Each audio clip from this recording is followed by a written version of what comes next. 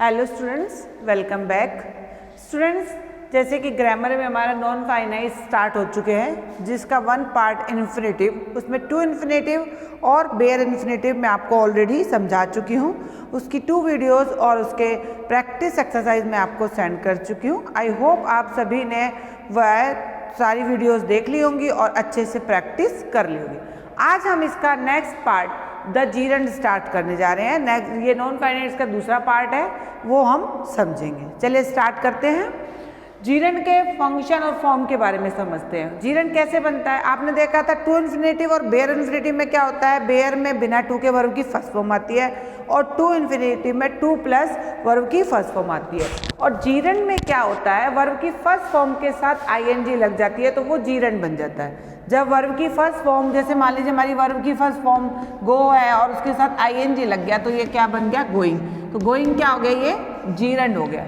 ठीक है, तो वो जीरंड बन जाता है। तो जीरंड क्या है, कभी वर्ब में और कभी नाउन दोनों के रूप में कार्य कर सकती है, यानी सब्जेक्ट के रूप में भी आ सकती है और क्रिया के रूप में भी आ सकते हैं। अब इसके यूज कैसे होंगे, देखिए सबसे पहले यूज हम देखेंगे क्रिया के सब्जेक्ट के रूप में, यानी वर्ब जो है क्रिया, लेकिन ये सब्जेक्ट बन जाती है, यानी सेंटेंस की स्टार्टिंग में ही इसका यूज किया जा रहा हो तो वो जीरंड बन जाती है। अब स्मोक है तो वर्ब, लेकिन ये सब्जेक्ट की जगह पर आ गई तो क्या बन गई है, जीरंड, स्मोकिंग हो गया। नेक्स्ट एग्जाम्पल में playing with fire is dangers. अब प्ले हमारी वर्ब है लेकिन ये सब्जेक्ट की जगह पे यूज हो रही है तो ये क्या बन गई, जीरंड बन गई, इसमें आईएनजी लग गई। तो जब वर्ब हमारी सब्जेक्ट की जगह पर आ जाती है तो वो जीरंड बन जाती है, यानी उसकी वर्ब की फर्स्ट फॉर्म में आईएनजी यूज हो जाता है। दूसरा है क्रिया के ऑब्जेक्ट के रूप में, यानी सब्जेक्ट के बाद जब वर्ब आ जाती है, मेन वर्ब हमारी आ जाएगी, उसके बाद दूसरी वर्ब का यूज होगा तो वो जीरंड के रूप में होगा। आई अवॉइड स्मोकिंग, अवॉइड हमारी मेन वर्ब है, क्रिया है, इसके बाद ऑब्जेक्ट के रूप में हमारी दूसरी वर्ब आ रही है तो ये क्या बन गई, जीरंड बन गई। ही रिस्क्ड, अब हमारी ये रिस्क जो है ये भी हमारी मेन वर्ब है, ठीक है, इसके बाद ये गो जो दूसरी वर्ब आई है तो ये क्या बन गई, जीरंड बन गई। ठीक है, ही रिस्क गोइंग आउटसाइड। नेक्स्ट इसका यूज देखेंगे प्रीपोजिशन के बाद टू के अलावा, यानी जितनी भी प्रीपोजिशन है उनमें टू को छोड़कर उसके तुरंत बाद हम लोग जीरंड का यूज करते हैं, यानी वर्ब की फर्स्ट फॉर्म के साथ ING. She was fine for coming late. अब यहाँ फोर देखेंगे आप, फोर क्या है, प्रेपोजिशन, प्रेपोजिशन के बाद जो वर्ब आई वो जीरंड हो गई। उसके बाद आप देखेंगे यहाँ पर क्या है, he congratulated me on winning the prize. अब ऑन क्या है, हमारी प्रेपोजिशन है, उसके बाद क्या आ गया, हमारा जीरंड आ गया, वर्ब विन में आईएनजी लग गया। आपको पता होना चाहिए कि प्रेपोजिशन हमारी कौन कौन सी है।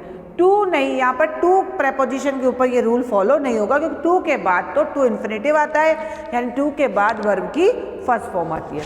इसके बाद देखिए कुछ वाक्यों में कुछ निश्चित वाक्य होते हैं, जैसे नो स्मोकिंग, नो पार्किंग, आपने लिखा हुआ भी देखा होगा, नो स्मोकिंग, नो पार्किंग, तो ये फिक्स है। इन सेंटेंस में हम लोग इसमें से आईएनजी हटाए, नो स्मोक नो पार्क थोड़ी होता है, no smoking no parking. Busy और वर्थ, ये दो विशेषण शब्द है, वर्ड है, जिनके बाद भी हम लोग जीरंड का प्रयोग करते हैं। एग्जाम्पल देखिए, आई एम बिजी पैकिंग। अब ये बिजी आ गया, बिजी के बाद जो वर्ब आएगी वो जीरंड होगी, यानी वर्ब में आईएनजी लग जाएगी। This book is worth reading. अब ये वर्थ क्या है, आपको बताया था विशेषण शब्द, इसके बाद क्या होगा, जो वर्ब आएगी वो जीरंड होगी, उसकी वर्ब की फर्स्ट फॉर्म में आईएनजी होगी।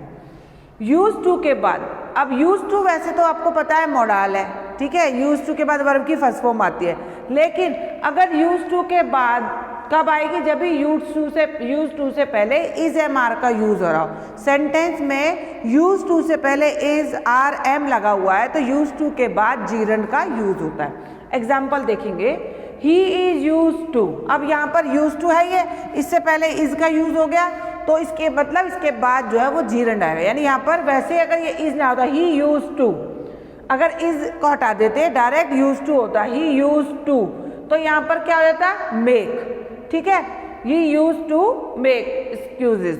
लेकिन अगर यहाँ पर क्या है, ये आईएनजी इज लग गया तो ये हमारी मेन वर्ब बन गई, तो यहाँ पर ये दूसरी वर्ब जो है वो जीरंड के रूप में यूज होगी।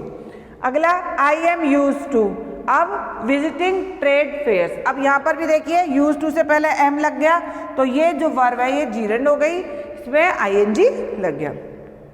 ऑब्जेक्ट के तुरंत बाद, किसके बाद? Objected to, sorry object to, ये वर्ड पूरा ही आएगा, या सेकंड फॉर्म में या फर्स्ट फॉर्म में आ सकता है, लेकिन अगर सेंटेंस में ऑब्जेक्ट टू, ऑब्जेक्टेड टू लिखा हुआ है तो उसके तुरंत बाद आपको जीरंड का यूज करना है। एग्जाम्पल देखिए, ही ऑब्जेक्टेड टू, आ गया ना objected to, he objected to, और ये आ गई जीरंड, गिविंग मी एडमिशन।